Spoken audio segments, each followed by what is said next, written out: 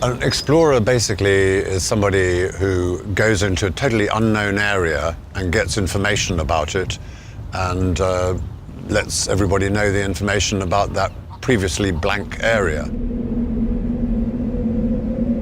For many, many years, our expeditions navigated by a reliable clockwork watch.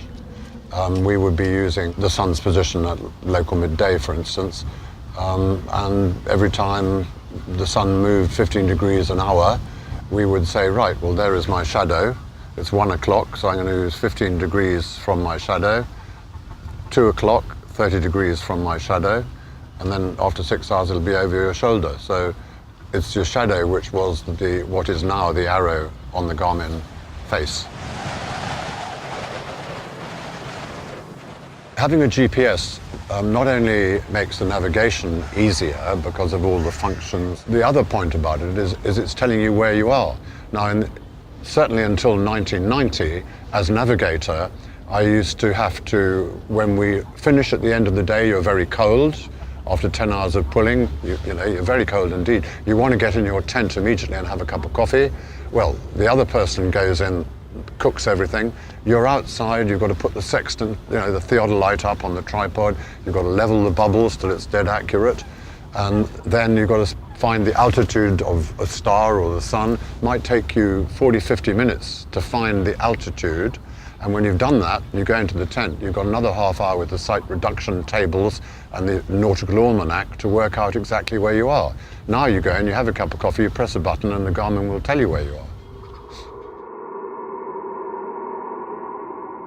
Yeah, you have to be able in those areas to navigate very exactly.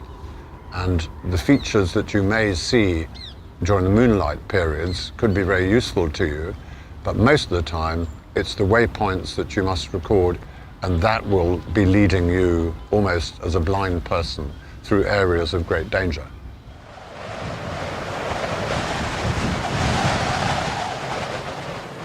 I wouldn't say that Garmin is a brand for the serious explorer. I would say that Garmin is without a doubt the brand for serious exploration in difficult circumstances. It is meticulously designed, it's very, very robust.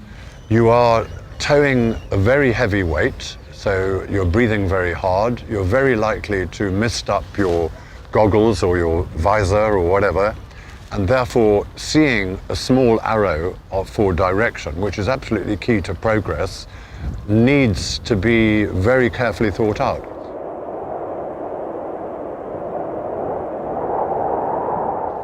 This is a big face.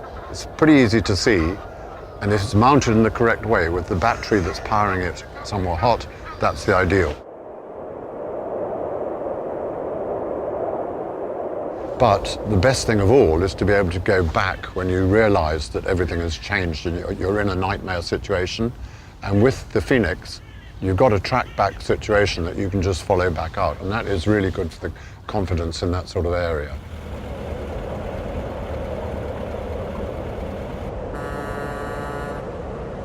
My job happens to be leading expeditions. That is how I make a living.